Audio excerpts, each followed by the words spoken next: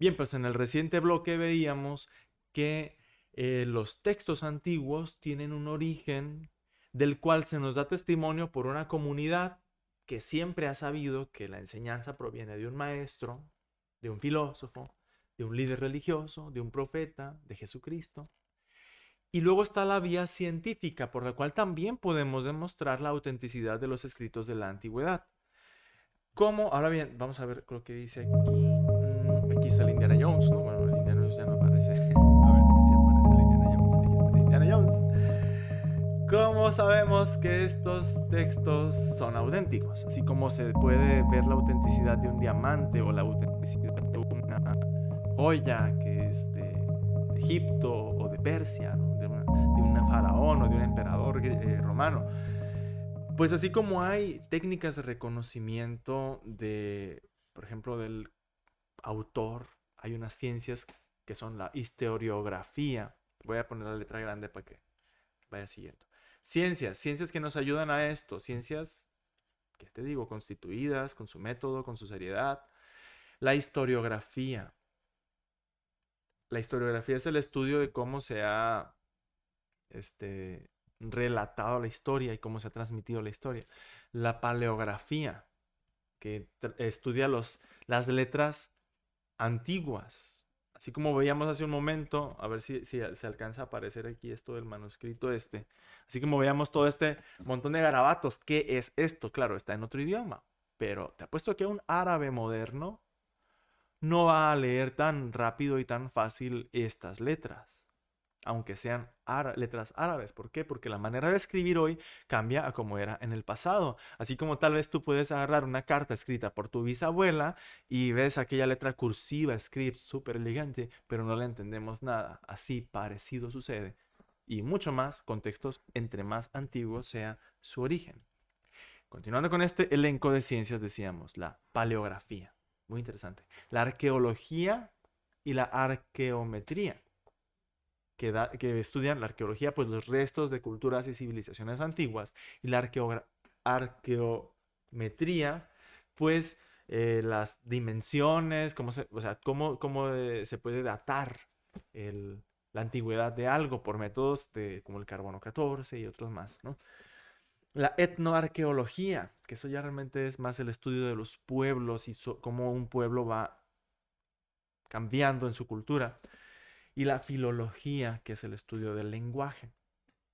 Te decía que la hermenéutica es una de esas muchas ciencias que apoyan al estudio sobre la autenticidad y la veracidad de los textos antiguos, para ver, en otras palabras, si provienen de ese autor y si realmente es lo que enseña ese autor, porque a lo mejor no es de ese autor, pero sí habla de lo que ese autor exponía. Por ejemplo, los diálogos de Platón, donde muchas veces se menciona a Sócrates, Sócrates dijo esto, Sócrates dijo lo otro, y luego encontramos elementos que sí son socráticos y otros que son ya platónicos puramente. Eso lo veremos ya después. Ok, pues continuamos con esto. Las... A ver, continuamos con esto. A ver. El papiro más antiguo que se tiene de lo que es el Nuevo Testamento se llama P52 y es un trozo del Evangelio según San Juan. Te voy a pedir que leas este texto, te lo voy a poner acá más completo para que lo leas con detalle.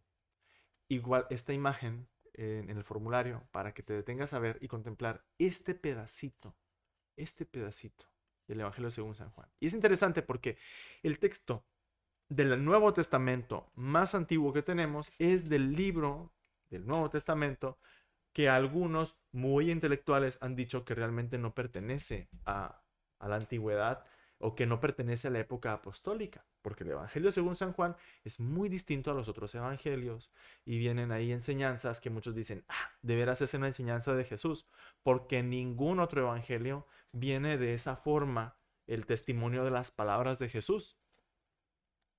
Entonces, aquí vemos que este evangelio también se transmitió desde muy, muy antiguo y este texto, bueno, este manuscrito data de, déjame ver aquí, data del siglo II. Datación, sí. aunque no hay un consenso, no hay un acuerdo, hay quienes lo ponen como muy al final del siglo primero, otros muy a mitad o finales del siglo II, no hay un acuerdo muy unánime, pero hey, así son las ciencias históricas. Las ciencias históricas no son ciencias exactas como lo son las matemáticas o como lo es la trigonometría. Tienen un margen de acierto y ese margen de acierto es más que suficiente para corroborar, en este caso, lo que viene por otra vía, que es el testimonio continuo e ininterrumpido de una comunidad, como puede ser una comunidad religiosa o una comunidad académica, una comunidad de filósofos. Así también sucede con los textos de los filósofos. Y te voy a decir algo, que no existe un manuscrito más antiguo, o sea, mejor dicho, los textos bíblicos tienen testimonios más antiguos que el más reciente de los filósofos modernos. Hasta el filósofo, perdón, me corrijo, me hice bolas.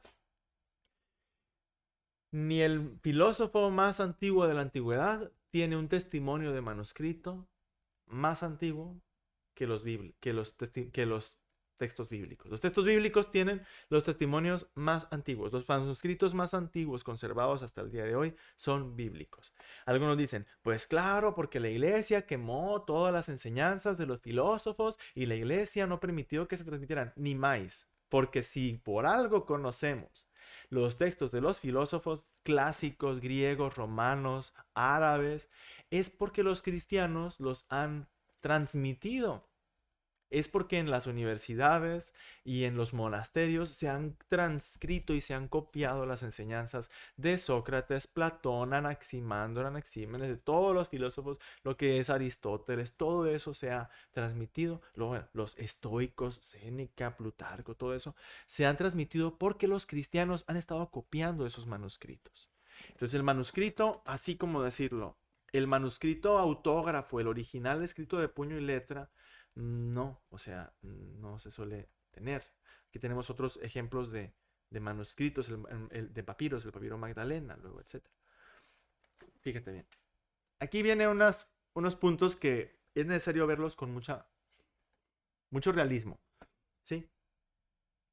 El manuscrito escrito en papiro más antiguo conocido del Nuevo Testamento hasta el momento es una frase general e inexacta. Puede parecer que no sabemos tanto.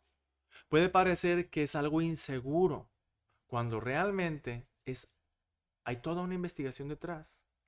Rigurosamente debemos de decir, el manuscrito escrito en papiro que, según el mayor consenso de la comunidad académica, científica, investigadora, se puede datar como el más antiguo, del Nuevo Testamento hasta el momento. ¿Por qué? Porque posiblemente exista después o un descubrimiento de un papiro más antiguo o se demuestre que otro que pensábamos que era posterior era realmente más antiguo. El consenso científico se avala no por democracia, de que, pues a mí me parece que sí, pues a mí me parece que no. No. El consenso científico se basa en procedimientos y métodos que cada uno realiza por su cuenta y sin sesgos posibles. Con esos datos cruzados se genera ese consenso. Los investigadores de Rusia, los investigadores de Francia, los de Inglaterra, los de Estados Unidos, los de Emiratos Árabes, no sé, donde se estudie, ¿no? Todos tienen acceso a esas fuentes, a esos métodos y cada uno saca conclusiones que al final vienen a ser muy todas semejantes o varias en la misma línea y de ahí se da el consenso científico. No es por votación así de que a mí me parece que esas ciencias que hacen ese trabajo tan minucioso, o sea, realmente esto, ¿qué sucede? Que esto cuesta dinero, hay que decir también las cosas muy humanamente, esto cuesta dinero, esto requiere una financiación que muchas veces implica programas culturales de gobierno para la conservación del patrimonio, o en el caso, por ejemplo, de los manuscritos y los papiros que son donados a la Iglesia Católica, no es nomás como que, ay, qué bonito, tengo aquí un artículo de lujo, no, es un gasto para la Iglesia conservar ese patrimonio. Cuando habla mucha gente ignorante de, ay, la iglesia, sus riquezas y los museos del Vaticano, no, es que desconocen realmente la gran labor de conservación que se tiene acerca de este tipo de patrimonio de la humanidad, que son los textos antiguos. En otros casos pueden ser pinturas, esculturas, pueden ser libros, en fin.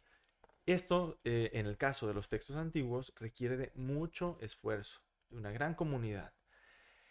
Y bueno, cada ciencia busca indicios y datos como pruebas razonables, con métodos e instrumentos de observación muy peculiares. Aquí están, por ejemplo, un, unas imágenes del colisionador de hadrones, que es el, pues, la gran maquinaria, no sé cómo decirlo, que utilizan los físicos de partículas, los científicos, para estudiar la composición de la materia en su más mínima expresión.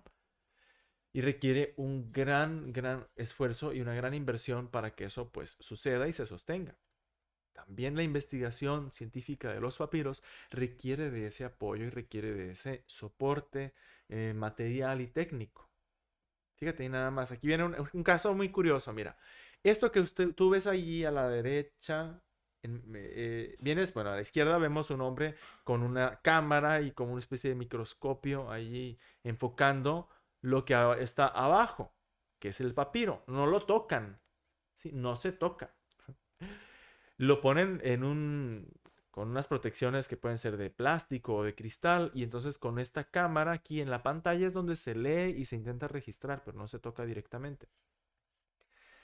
Luego a la derecha vemos que están como despegando una especie de papel de un...